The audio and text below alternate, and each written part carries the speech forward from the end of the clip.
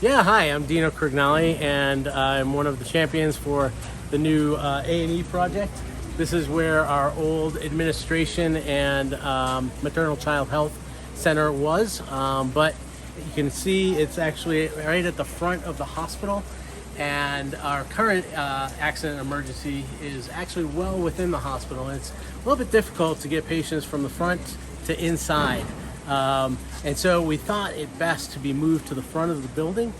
Also, if you have ever been in our accident emergency, currently there's 7 beds. It has been expanded to 10, but it's very cramped, very small.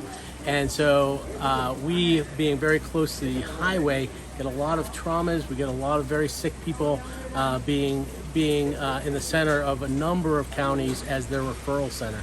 And so all of that brought us to the point several years ago that we thought we should really upgrade our facilities and expand. And so the new facility will be 15 plus beds, and we'll have 3 full trauma bays where our emergency room and surgical and other specialties can really do their work in a place where it's open and comfortable for families, comfortable for patients, and a good workspace.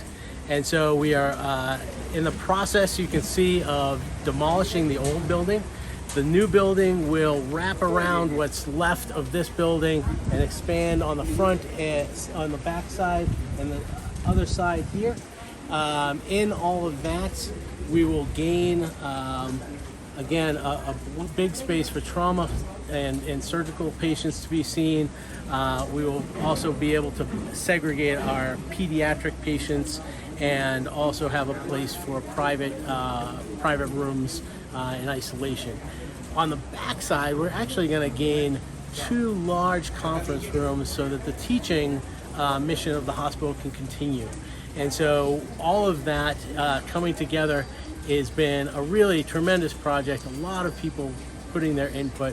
One of our big donors is USAID, and they have really been supportive of this whole process.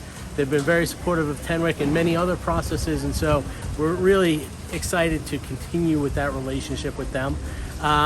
But we did need more money even beyond that, partly because after COVID, all the prices went up. And so we really, what started off as a project that was going to be mostly funded by USAID, that only turns out to be about half the funding at this point. And so we have partners like FOT that are coming in to really help. And so we look forward to partnering with them in this project. We also have individual donors that are looking forward to being a part of building a facility, equipping the facility, and making it possible for us to really care well for the patients in our community. And so we're just thankful for you even taking a look at this video to see what we're doing, to see what God's doing, to expand his kingdom, to reach people, to alleviate suffering, to bring a better space for both patients and for teaching of trainees that can then go from here and challenge the world to come to know Christ through healthcare.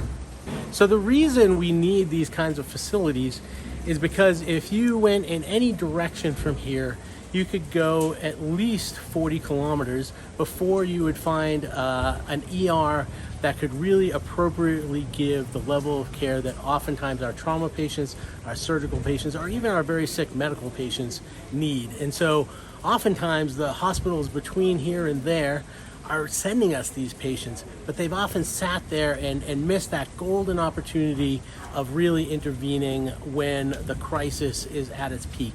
And so by the time we get them, oftentimes they're even sicker than they would have been.